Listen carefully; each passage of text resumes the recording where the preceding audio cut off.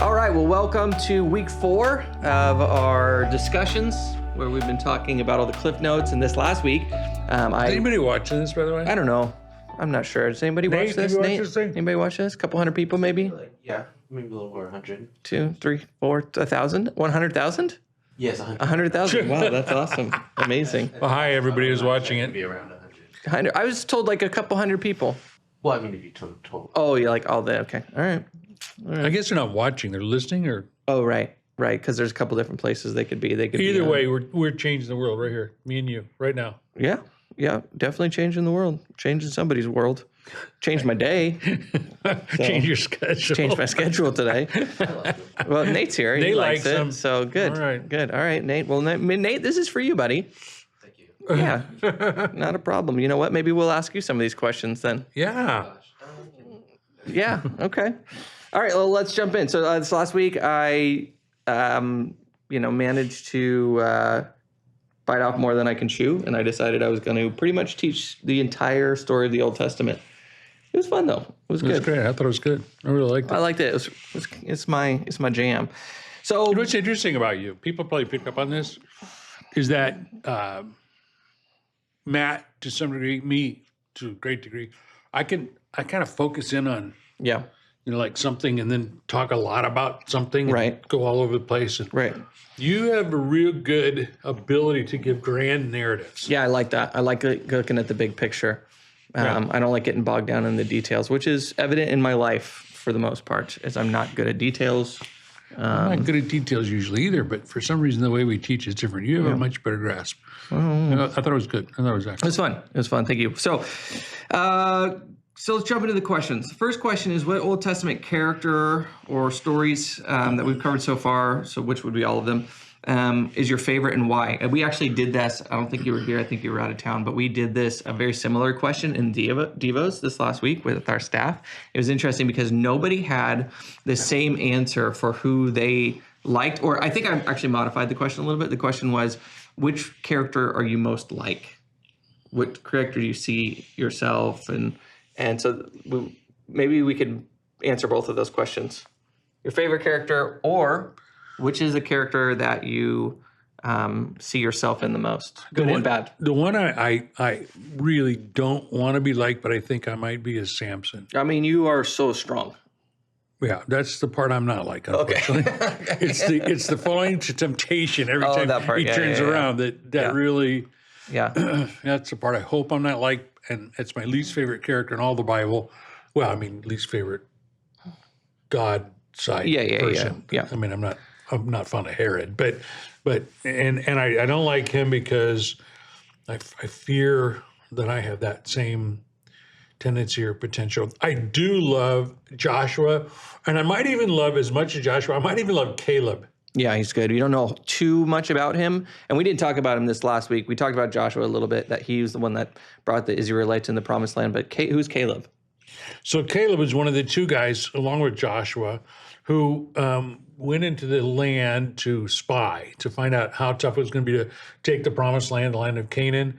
Came back, said, we can do it. The other 10 were just wimps and forgot to include God in the equation. But Joshua and Caleb did. They were the only two that got to go in from that original generation into the promised land. And there's this wonderful story about Caleb where he says, I'm 85 years old. I'm as strong as the day I entered the first time 40 years ago. Let me take my land now. And he rolls up his sleeve. He's ready to go. Right. I just love a guy who not only trusts God, but trusts God over a long haul, and in the end sees God do an incredible work in him. And so, yeah, we don't know a lot about him, but he was kind of a partner with Joshua in some ways, or at least a contemporary and a person of faith. I like him. Yeah. In our discussion at staff, we also included the New Testament. And then when we did that, Amy, who was sitting next to me, she knew exactly who I would be in the New Testament. Do you know what character I would relate to the most? Well, I'm trying to Try not to be rude. try not to be a smart aleck. Try not to. Let's go with Thomas. Doubting Thomas. Okay. He's like, he wants to believe, and then he does believe, but it doesn't come easy for him necessarily, and that's kind of been my story.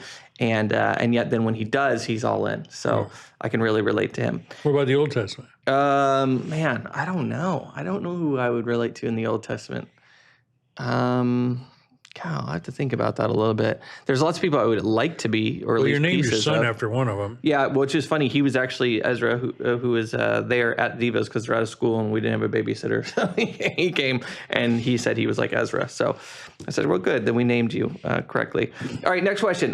Why do you think I really like this question. Why do you think the Israelites preferred a human king over God? How do you see this same rationale carried out in our culture today? I mean, we could really step on some toes right now, and I'm here for it. So, So you want to step on toes? well, no, because when in the last 5 years, this has become so obvious to me and I've even done a sermon on this, is we were made to be under the rule of a king. You cannot help it. Even when you want to be the king and you think you're in charge, ultimately you will put someone or something in charge of you. And even if you're not a believer, you're going to have a king. You're going to worship someone or something, and they're going to rule over you. And so when you choose something besides God, you're always going to get a lesser king.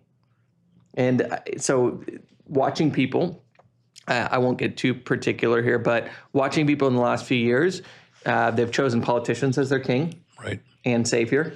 Yep. This person is, and it's like we've gone from, I like these politicians, I think they have good policies, or I think what they have good, to fanatics. Which is ironic given the two candidates we're looking at. Right, it's crazy. How could you possibly think either of these two are going to solve everything, much less anything? Right. So that's Does that pretty sound crazy. cynical? A little bit, but even if politics aren't your thing, like during COVID, I saw people put their faith in different things on either side of the aisle. Some are like, the doctors are going to save us. Others are like, no, science. Science is going to save us, or freedom and my ability to do what I want is what's going to say. Everybody had to, and it really exposed what your ultimate authority was. And so I thought that was pretty fascinating. But why do we have that desire? Well, because that's what we're made for. Because we all want something we don't have, whether it's individually or corporately. And the only thing, person, place, or thing in the world that won't disappoint us is the one who is infinite. Right. He is infinite. We can never fully discover, come to the end of, tire of an infinite God who loves us infinitely. And I just think that we just keep trying to find what we can only find in God. If you try to find that in your marriage, you're going to kill your marriage. You try to find that in a politician, you're going to be disappointed. Right. It just doesn't work. And yet Israel they just were like us. Yeah, that is the big takeaway, right? And that could lead us to our next question is, how does looking at the grand narrative of the history of the nation impact your view of God? Well, first, I think it actually impacts my view of myself and humanity. Exactly. I asked my kids the other day, which they know so much about the Bible and it has nothing to do with me, but they were telling me, I said, what's the purpose of the Old Testament? Like, what's the big story? And my daughter said, it's that humanity keeps messing up over and over again, and then God forgives them, and then they keep messing up again. And I said, that's a pretty good summary of humanity right there, is God gives us good gifts. He allows us to use them how we want, either for him or for us. We use them for us. It goes badly. We're disciplined. And then if we repent, he forgives, and we start that whole process over again. It's called the apostasy cycle in the Old Testament. Right. Cycles of apostasy. But here's the cycle comes to an end. When you were teaching last week, what hit me in the teaching was, oh yeah, where is the rest of Israel? They're gone. Right. They're gone from history. Right. Wiped off the face of the earth, or intermarried, or hauled away in slavery. They were lost. Right. Where are they? So yes, God, I see myself again and again in the cycles of apostasy. But at some point, God ends the cycles, or we ended ourselves by self-destructing. And so for me, that was when you were talking last week, it was funny. I knew that. I'd thought about it before. I caught it in a fresh way. Like, it's so let me just, you didn't mind upsetting people. Let me really upset Okay, people. great. How long will God let America, which has been, I think, blessed by God. Right. We have incredible natural resources. We had a great system, I think, inspired by a Judeo-Christian ethic. You can argue if you want, but you're wrong. And I just wonder, we've exported more pornography and perversion. You know in what the I heard last 100 yesterday? years? What? You know who the number one consumer of child pornography is? The United States. No, not surprising at all. And crazy. yet we're advocating now in other places. Yeah. We're going to try to get them to change their laws about sexuality when they're actually much healthier than we are. Right. And so at some point, I this is a tangent, but when I thought about Israel, so much of Israel just gone. I'm wondering what is staying God's hand here in this place? Do you know what I'm saying? Is there some point where God goes, "Oh, I'm taking your hands off you guys"? Yeah, I don't know. Well, so I did kind of have some hope when God looked and he said, if there's just one that's righteous to Noah, then I will continue to bless him. And so I kind of wonder, as a nation, when does God finally give up on a nation? I have no idea. I hope that we're not close, but that doesn't mean that I have to be a part of that. I mean, I go to countries around the world. We're not the bright, shining light. Yeah. I know much stronger Christians in Southern Hemisphere than here or in Europe, certainly. And I just go, that was just one that caught me. Maybe I was feeling pessimistic that day. You were on Dramamine as well. And we know how you are on Dramamine. You got back traveling and kind of the saying around our house is you are on Dramamine.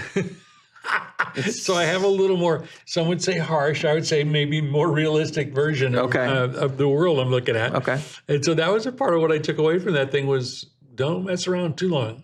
Yeah. His mercies are new every morning until the morning you've made a decision that I don't know. We were talking about it at our staff meeting this week is there's two things that are happening simultaneously in the United States. One is that you see more and more people turning away from God and living explicitly rebellious lifestyles. Yep. But then at the same time, we're seeing this revival of all of these people coming to faith, people who've never even considered coming to church or considered Christ are coming. And so that there's these two things where it's like there's this great divide that's taking place where you're either interested in spiritual things or you are completely disinterested and want nothing to do with it. There's not really a soft, lukewarm middle ground anymore, which I actually think is a good thing because it helps people make decisions.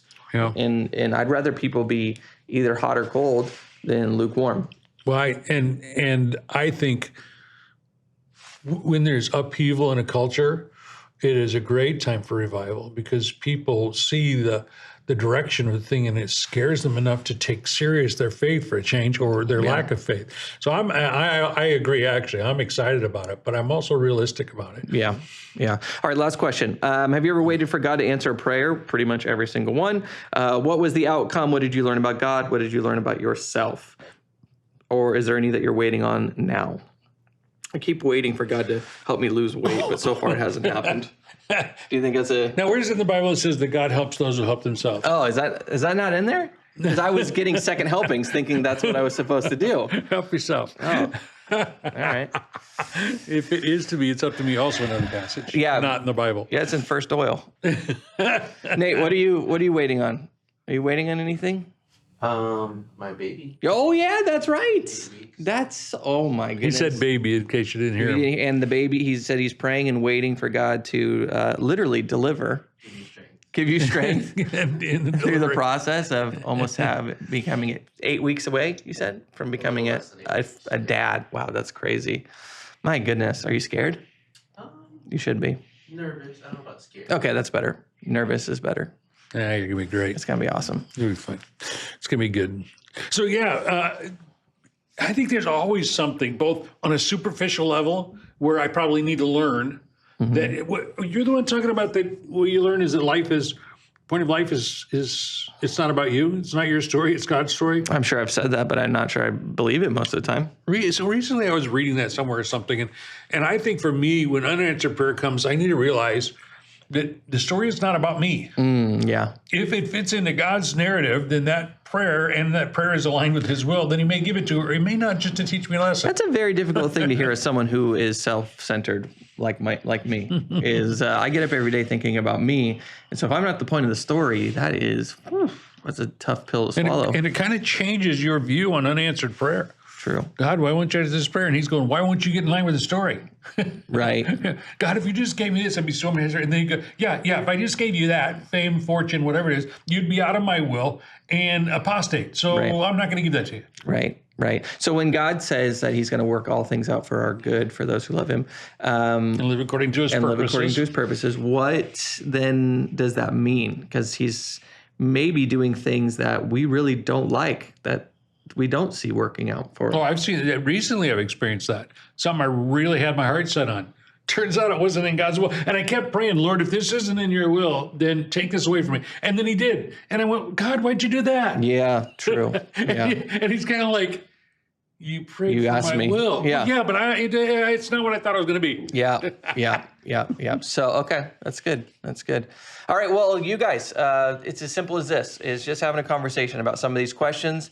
And if you have somebody, a friend, family, or somebody who, like Nate, who's neither a friend nor, no, you're a friend. I'm just kidding. You're a friend. Whoa, sorry, I didn't mean to throw you under a bus there. That you can have these discussions with too. And hopefully learn something about your faith, learn something about God. And we'll see you next week. God bless.